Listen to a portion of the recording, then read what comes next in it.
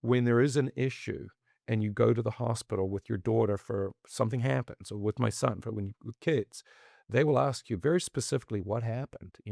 I got a staple from a staple gun in my, finger. Really? Which model? Oh, it's the Shakespeare, 302. And then, okay, something went wrong with it. And then before you know it, the alarm is ringing because they've got hundreds of accidents around the Shakespeare 302 stapler. And they're like, product recall. It hits that threshold.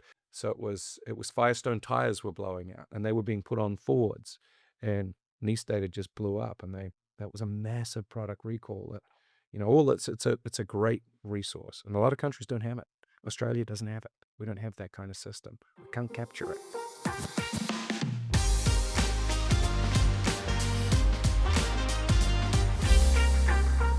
Hello, everyone, and welcome back to the Marketing Blender Show. I'm your host, Daisy McCarty. I have Kimberly and Simon from SafeStrap here with me today, and we're going to be talking about real world retail customer experience and how retailers can win the brand war for family shoppers.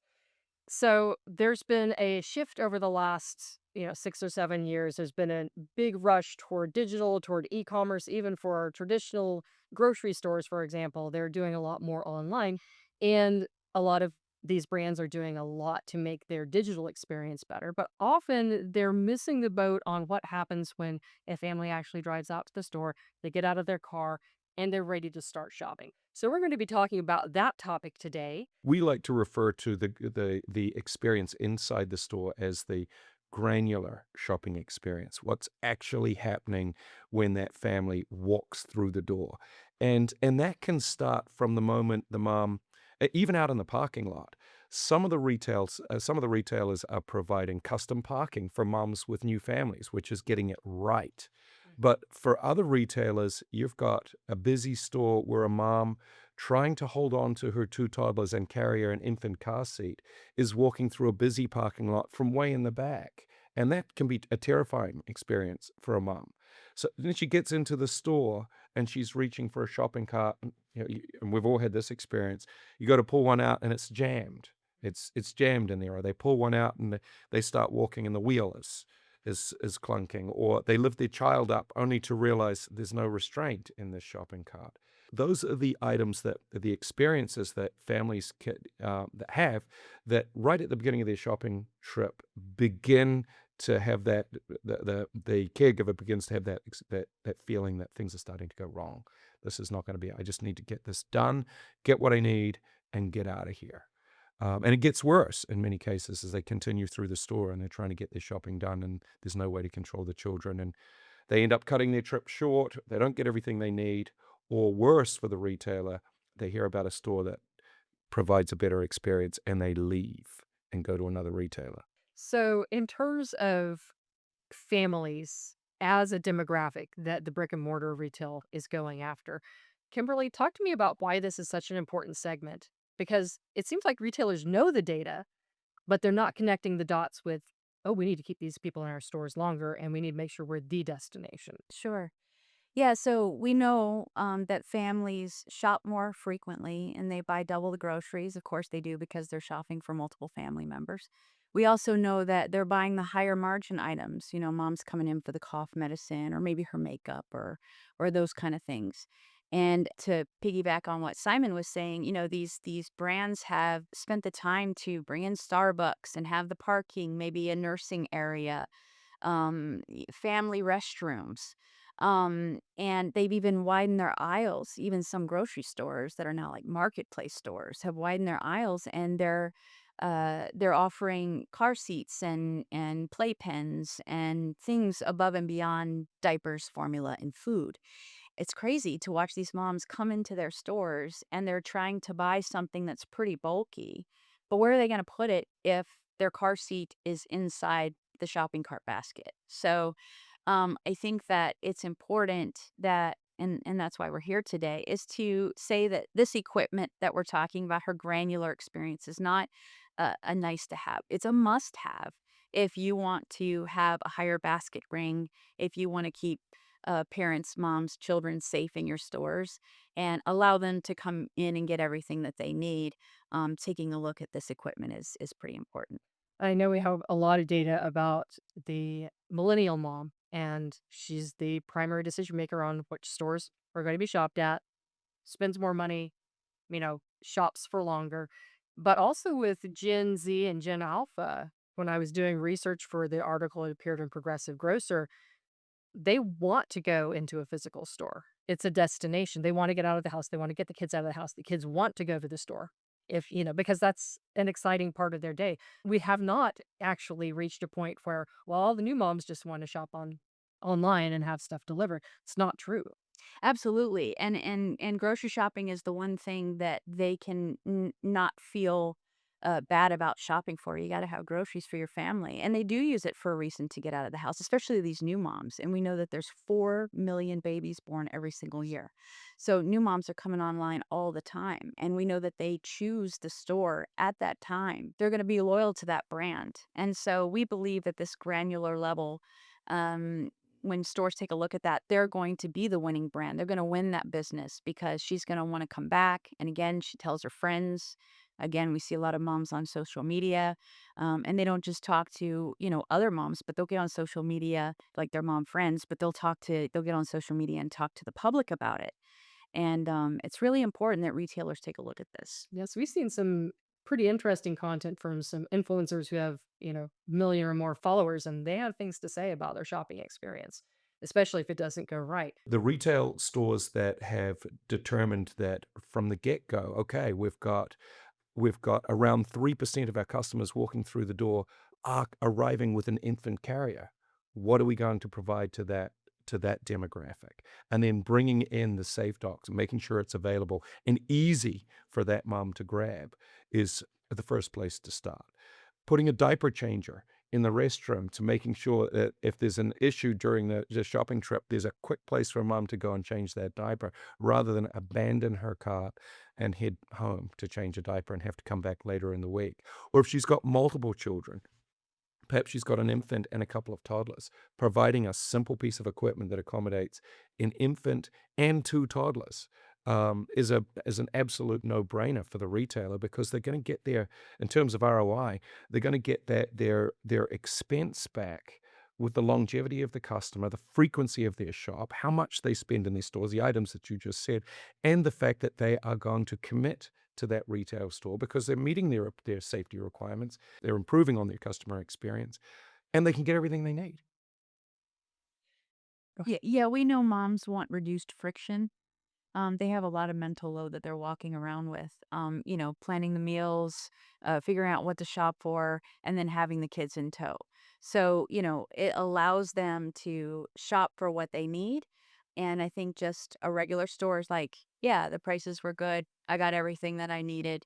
Now I'm going to go home. Whereas a successful one that's catering to families, they want to go there. They feel like the way the store made them feel was supported, reduced their mental load, and those are the stores that are gonna win the family brand. So if I'm a store manager, I'm like, today I'm just going to walk around, I'm going to notice things. If I'm walking around noticing what are the things that make parents cut trips short, what are some of the things I'd be on the lookout for? Meltdown. I think that's the first one. Like, if my child's having a meltdown, I think parents, they're pretty aware of who's looking around at them. And a happy mom, a happy kid is a happy mom because she can get done what she needs to get done. So I think probably the number one thing would be if the kids are out of sort or even got hurt, right? Just some unforeseen circumstance that happens with the kids. Or I think some of the things that notice when I'm in stores is if a mom is struggling with equipment, if that shopping cart wheel is weird, or they've had to put the infant carrier inside the shopping cart, they probably came there to get more than they're ending up actually getting, but there's just no space for it. Corralling multiple kids, even if they're being good, Sure. they can still be a lot to handle, especially if that's not their favorite place to go. Because like, mom's dragging me around behind her, or I'm sitting in the shopping cart, seat like a little baby, why should I be here? I agree. I think if you're a store manager and you're focusing in, you said the key word there, space. If you're just looking at space, you're going to see lots of examples of families cutting their trip short because they're out of space. So if you're not providing equipment for your customers who are shopping with children, and they decide that they're going to seat their 5-year-old inside the shopping cart basket, which is a terrible thing to do, by the way, you've just eliminated 70% of your basket space, and that's gonna cut that trip short quickly. The same thing with an infant car seat. If you're not providing equipment that enable a mom with an infant to shop with a safe dock, for instance, and she's placing that infant car seat in the basket, her space becomes an issue, and she's cutting that trip short. And we've interviewed moms who have said exactly that. I came here to get a week's worth of groceries. I got this much. This is not convenient. I'm going to have to come back. I can't stack anything more around this infant carrier, and I'm not going to take the risk and balance it up high. So space is an easy one to identify for a store manager or for retail staff that focus on customer experience. If you're looking at, are we providing the space that our customers need to get their shopping trips done? You'll see in many instances they're not. I remember the mom in Target at Christmas time who was shopping with an infant carrier, and it was taking up the entire Target shopping basket. And we put Safe Dock in, and she was saying she was thrilled with it. But she had arrived to buy her Christmas gifts, which were going to be gift cards, and she didn't want to buy gift cards. She arrived, she saw the Safe Dock, she put her infant carrier in the Safe Dock, and she had filled her cart with items. She wanted to give items rather than gift cards, but she was expecting space was going to be an issue, Right. and she was going to have to buy gift cards for Christmas gifts. So she was delighted when she found the Safe Dock. And we had another store test recently where a mom came in with her 2 kiddos, and we were testing out Shop Along for this retailer in their store. And the kids came in and they were so excited to get on the Shop Along, and she was like, "No, no, I don't wanna get that." And I was able to talk with her about it. "Hey, we're doing a store test. Would you mind just trying it out, see what you think? I'd love some honest feedback on the backside." And so the 2 kids were really excited to jump in, and she goes and does her shopping, and she comes out, and sure enough, she was like, I gotta give you a testimonial for this. The kids were so well behaved. Initially, I was gonna put one up where, the child sits and the other one inside the basket because 'cause he'll just go all over the store. But they stayed seated. Was able to help me shop. They were able to get in and out very easily, and this is a store that has those, like, race car carts. And she said, "It was always such a pain because my daughter wants to help me, and I would have to lift her out of the cart and put her down, and then I'd have to pick her back up and put her in the cart." And then the race car carts, those baskets are really tiny. Right. When she came out, her cart was packed, and she was super happy because her kids were happy, her kids were safe, she had plenty of room to shop. She said she bought more than she was supposed to, but she was really happy. So obviously, retailers know the data about the value of these parents that are shopping. Where's the disconnect happening between corporate, where they're like, hey, we need to sell more to this demographic, and the store level, where shoppers are not necessarily having the right experience? I think they're overlooking that customer's granular experience. What happens to the mom when she arrives in the store and when she starts walking around? They know they have spent a ton of money making sure that there's a Starbucks or a Dunkin' Donuts in the store, that they've got the array of products that would appeal to that target demographic, and it's priced right, and the store is lit beautifully, and the parking lot looks great, and there's the right number of staff to help if they need any help, and there's not a long line to wait at the checkouts. All of those things have been taken into consideration, but what they often overlook is what's happening with mom when she arrives into that to take her shopping cart or take her piece of equipment. Either it's going to be a successful trip or a disaster at that point. And when we point this out to retailers, they never say, "Oh, no, you're wrong." They always say, "Oh, wow, I can't believe we have spent millions of dollars targeting this demographic, and we just don't look at what's actually happening when mom grabs a shopping cart. We miss that." So that's the disconnect. The retailers that are doing really well have spent the time and they're focused, and through their security cameras, they're able to do amazing things, tag customers and watch their experience. But also they're watching social media, and they're seeing the positive accolades that are being passed around. Did you know Kroger or Walmart or Target has this piece of equipment and this store or that store does not? And okay, I'm going to make a switch here. I'm going to go use this equipment. So capturing that data and taking action on it. A lot of retailers have made the decision and saw the value in this equipment, and it's already set up in their ordering systems. But I think with the store turnover and things like that, there's not a lot of education at the store level, which is what we're trying to do, is make sure that stores understand that this equipment is already available in their ordering systems and the importance of having it in their stores, and then them making a commitment to the dollars. Right. I know when I've interviewed store managers as we tour across the country, one of the things that they talk about is they have like weekly budgets. And it's a little bit tough, right? If you're trying to, buy a new meat slicer, or you have to get the refrigeration fixed, or, with their weekly store dollars, it's really not enough to get a substantial amount of this equipment. So sometimes, because I was calling them going like, why are you buying like one this week and then one next week? And they were explaining that. And I think that district managers, is what I'm being told, can approve dollars like this and just go one store at a time, make the investment because the stuff's already in your system. Just make the investment and find the people who are going to make the commitment, whether it's a district manager or if it's CapEx dollars, or, you start off on your fiscal year. Make the commitment to get the stuff in your stores and you're going to see a big improvement.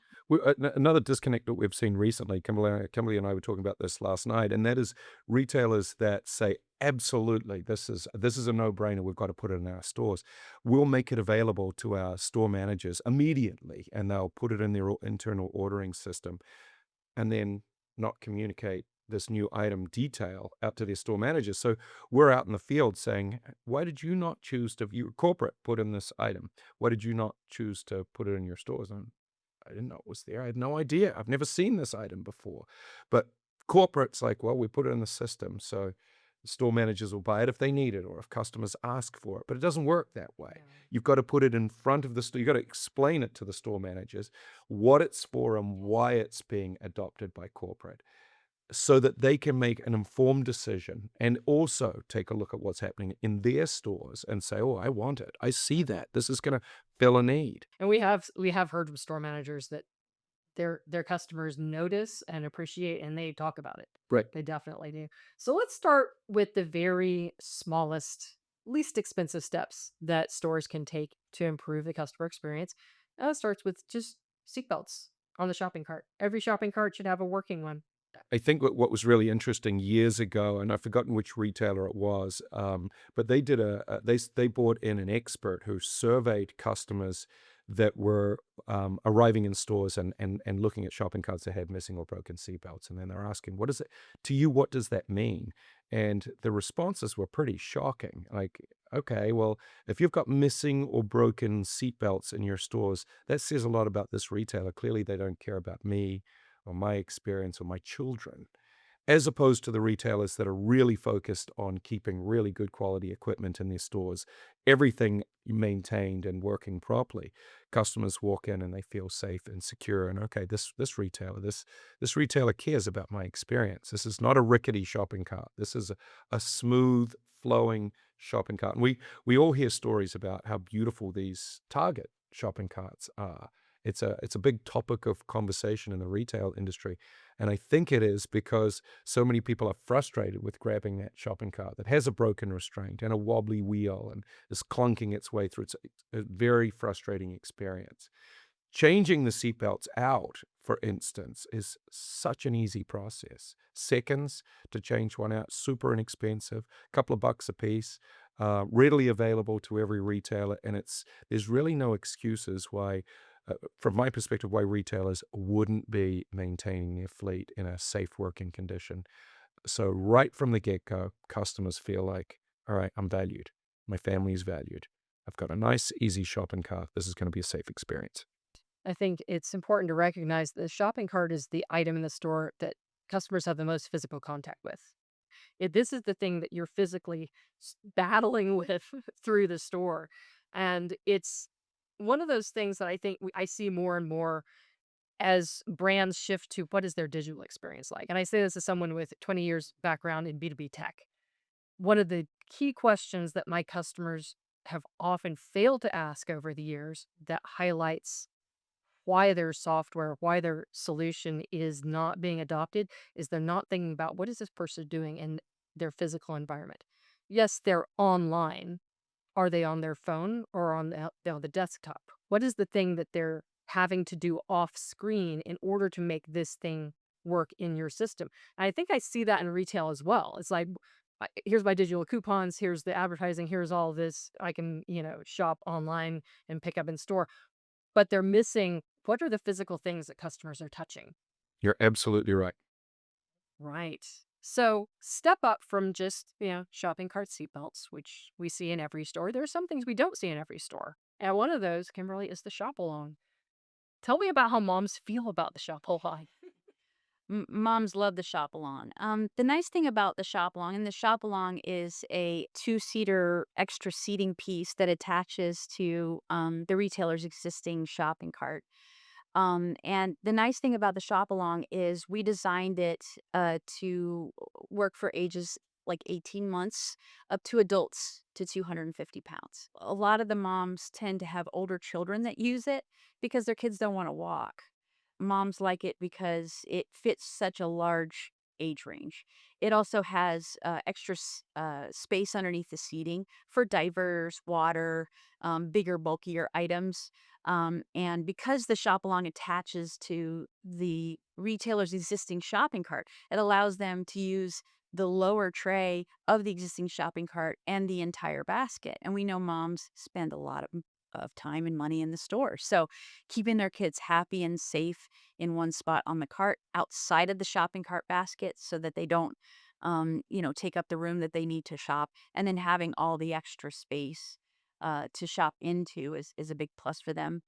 The retailers that have tried it, they love it because even though it's a pretty long piece of equipment once you attach it to the shopping cart, one, it unifies their fleet. They don't have to get a separate cart. If Target loves their cart, it's all Target carts. And they're, one of our biggest users, Shop Along. Also, Shop Along nests when it's not in use. So one cart goes into the other, which saves that valuable front end space. So I think it's a win-win in terms of just providing that equipment to get the bulkier items, which mom is always there buying, the age range of children that can fit into it. It's also allows you to use the basket, the shopping cart that you're already used to using. So um, a lot of moms also talked about how their kids love to be front facing, and their kids love to be able to get on and off the cart if they're big enough. If they're smaller, the nice thing is the shop along has a 5-point harness. I actually had a mom that was using it for her Down syndrome son, and that particular store offered a Caroline's cart, which is set up for special needs folks. And I asked her, "How come you chose the shop along instead of the Caroline's cart?" And she said, "One, because it's forward facing, and he really likes to see where he's going. Two, it has the 5-point harness, which really kept him in because he tends to wiggle out. And three, he was too small to fit in the Caroline's cart." So the shop along is a great backup for these kids that are special needs, and can be able to use a 5-point harness and be forward facing. I think one thing that was really interesting for us when we went to the Mom 2.0 conference in Austin to spread awareness about shopping cart safety, especially always buckle your kid in. 12,500 kids fall out of shopping carts every year in the US. So that buckling up is very important. We took a couple shopping carts. We did not take a shop along Yeah. to that show, but I had mom after mom after mom saying, "Oh, this stuff is really cool." But you know what I really love? I love that thing that has the seats in it. They didn't know what it was called. Right. They definitely didn't know it was us that made it. And it was so cool to be able to say, "Oh yeah, that's one of ours. You're welcome." Yeah, and they were naming stores that they Yes, actually frequent and go to and are loyal to because it reduced their friction and it decreased their mental load, made it a lot easier, a lot more fun for their kids to shop. it did. It made the shopping it made the store a destination. That's for sure. Absolutely. So speaking of child safety, there are kids they're old enough to sit in the shopping cart seat with a restraint. kids that are old enough to be in the shop along. But what about those newborns? It's a great question because that can be a miserable experience from arriving into a store with an infant carrier in her hand. And we know that roughly 2.5, 3% of customers walking into retail are arriving with an infant, and 98% of them are arriving with an infant carrier. And then they have a couple of options. Option number one is to place that infant carrier up on the handle seat section of the shopping cart, which is extraordinarily dangerous. Don't ever do that. And there's an icon right on the seat flap that says, don't do that. Or they're forced to put that infant car seat in the basket of the shopping cart. And that, before they've even started their journey, has virtually eliminated 80% of their basket capacity. So they're already starting off behind the eight ball and they haven't begun their shopping trip. So we made a device that is permanently attached to a shopping cart called the Safe Dock that enables any make or model infant car seat to be placed safely up in this infant car seat holder, universal car seat holder called the Safe Dock. Strap goes across the top of it, basket is completely empty, and the mom can begin her shopping trip with a full-size shopping cart. And it's a huge win for her. It's a huge safety item for her. It's a customer experience item for her. And then for the retailer, of course, they're seeing the basket rings far higher when they're bringing in safe docks compared to a mom who has limited basket space and she's only able to get a few items before her shopping cart is full. And it's my understanding you can put a safe dock on a shop along enabled cart as well. So you can have two kids here and one safely in the infant carrier all strapped in.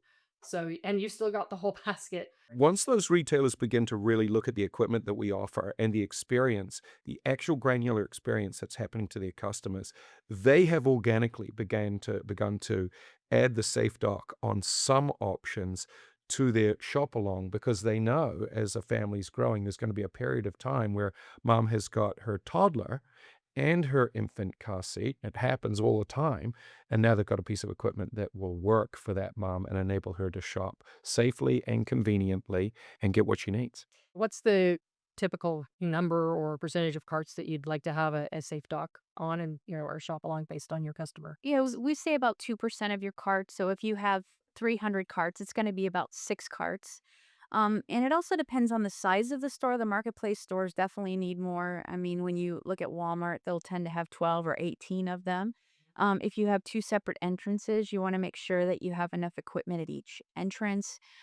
You want some safe docks on carts by themselves for just the new moms that are coming in. And we know that there's 4 million babies born every year. And then you also want some safe dock, or sorry, shop along carts on their own, because you can have two toddlers, or maybe if you're in the sandwich generation and you're bringing your elderly mom, and then you're also have a toddler, they can sit up where the seatbelt area is of the shopping cart, so you can use it in multiple different ways. 3 people, one adult, a child in the seatbelt area. And then yes, then you want a couple of carts that have safe dock and shop along, and that helps out those moms. We know that children in the United States are born about 2.5 years apart. So children tend to age out of those race car carts. Once one sibling is old enough and can't fit into it anymore, the other sibling goes in, and then the one sibling's having to walk, and it's a real issue. So it's one of the only solutions that retailers can use to help those moms out with toddlers and infants. And again, those race car carts don't have the solution to fit an infant. Also has much smaller baskets, so they're not able to get everything that they need. We've seen some really clever solutions by retail because retail is so data centric now. I mean, incredibly data centric that they're able to look at specific data from a particular store and decide that, well, this store has an unusually high number of young families shopping at this store. So we're going to put more shop alongs and more safe docks in this location than we are perhaps over in this location that is an older population with less young children. So, and I've seen it tied into infant formula and Right. infant diapers, which I thought was very clever. One thing for the retailers to keep in mind, I of course now see at every store I go to, do they have this? Do they have that? The saddest thing is when they have the safe dogs or the shop along and they're way in the back where moms can't get to them. So there has to be kind of a dedicated space. The square footage at retail is super competitive, and a lot of retailers just don't have they don't have the space in their vestibule to have a huge selection of equipment. So that's typically, in some cases, it's left outside.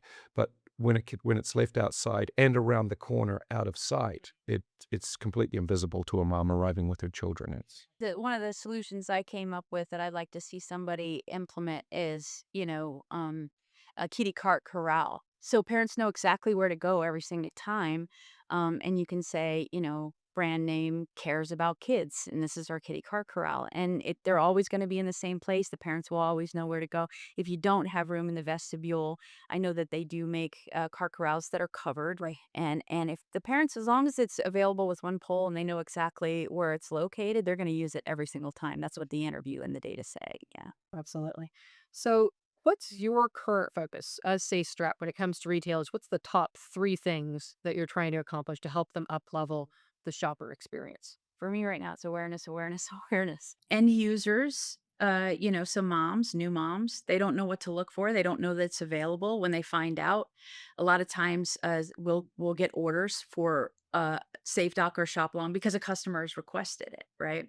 So awareness to retailers that it's in their system, that it's really easy to order and you can get it in right away. Awareness to the end users to look for the equipment. Don't put your kids inside the basket. You're going to lose room to shop. You're going to have your children be unsafe. And request it from retailers because they'll get it in for you. And Simon, I know you had a meeting with a major retailer recently where your goal for them is just to get them to get their stores to buy the stuff that they're telling their stores to buy. they've got some challenges in that, obviously for store managers, it's all about the budget. And if corporate is not providing the equipment, if they're saying to the stores or to the regions, to the divisions, you guys need to put this equipment in, but they're not providing the budget dollars and they're leaving it up to the stores are going to prioritize what equipment they put in first. And it may be replace the electric door, it may be change out a compressor somewhere or fix a refrigeration plant. And shopping carts tend to be on the lower level. So making sure that the store managers know that this is an absolutely key piece of equipment for your customers is a big part of what Kimberly's saying. Education and education has been our focus for the last 18 months. Retailers that are focused on customer experience begin to look at the equipment and analyze the equipment that's available after they put it in. The return on investment, whether it's through their an improved customer experience for their shoppers, or whether it's great that the customers are committed to that store rather than going to a competitor, it's massive. But it takes that initial focus. They've got to put the equipment in and then look at that return on investment and stay focused and make sure that the equipment is somewhere that's visually accessible to the customers as they walk out again. Once they've got all those things in place, the return is astronomical for what they pay for this. Safe Dock is under $100, for instance, and they're getting that back in the first 2 or 3 moms that shop and fill a shopping cart. Right. And we did a test with Shop Along against the RTS race car. Sometimes they look like tractors, sometimes they look like these cars, sometimes they look like fire trucks. And we asked 2 moms to fill their baskets with everything that they needed, and it was the exact same items because we had picked them out already, right? And we had them put in the baskets, and we said, "Stop when your cart's too full." And the mom with the RTS race car had to stop, and she was kind of piling it up on the second lower basket, and the stuff was kind of falling off. But she packed that cart as much as she could. Shop Along got 60% more than the race car. I mean, why would you want your mom to stop shopping? And then why would you leave those sales on the table? Right. Yeah. It seems like the retailers that are going to win in this arena are the ones that see that brick and mortar experience as a competitive advantage, are willing to get down into those granular details. The retailers that you would expect, the ones that the big names in the US, are the ones that I think are on the leading edge. The Walmarts, the Targets, the Krogers, most of the Kroger divisions. You've got Publix does an incredible job in the Southeast, incredible job making sure the right equipment is available for their customers to use. They would be the retailers that come to mind. Other retailers have been a little bit slower to react and perhaps have not done that research at the granular level. But 9 times out of 10, when they spend the time doing the research at the granular level, they bring the equipment in. What do you think will change in retail experience in the next 5 years? Do you think more retailers are going to start looking at how to become the destination? I mean, we can't emphasize it enough. I mean, we've been in business since 1983 when we created the very first shopping cart seatbelt. Our lives are data, research, safety. We've been in your stores. We've talked to your customers, and we know what they want. It's just a matter of getting retailers where the equipment's already in their system to see an importance in it and invest the dollars. I think retailers are looking at this massive growth in online shopping or curbside pickup, and they're saying if that is being driven by young people, and it is, but it's not being driven by new families. They're the outliers. They are the ones that are going back into retail and actually having the shopping experience, which surprises retail when they look at it. They expect these moms with multiple children are ordering and doing the curbside pickup, and some are, but the vast majority are still arriving at the store to have that store experience, the break out of the house and have some fun, go in and pick up the oranges and squeeze the apples and see what they want to buy and fill their carts. I'm now getting my groceries delivered. My kids are in college, but I'm still with the same brand that I started with when I had my babies. Yeah, I think if people don't necessarily realize when you take your kids shopping with you, that's a learning experience for them. It is an American tradition. I don't think it's going away. But I think there are some brands that are going to rise to the top as they're looking at their customer experience. Okay, so what's one simple improvement you think every retailer should make tomorrow? Spend the time looking at that granular experience. Make sure the absolute basics are in place. Your shopping carts have working seatbelts. You've got a piece of equipment that works for moms shopping with an infant carrier. You've got a great piece of equipment that works for a mom shopping with toddlers, with children, and even older children, 5, 6, 7, 8, 9, 10-year-olds. If you can take care of that, all the other work that you've done to target that new family demographic is going to work for you. But without it, it falls short. You got to see this equipment. It's a must have, not a nice to have. So, well, thank you both for being on the Marketing Blender Show today. What a great conversation around customer experience in the real world. Thank you, everyone, for watching. This has been the Marketing Blender Show with your host, Daisy McCarty. Please like and subscribe and join us next time. Onward and upward.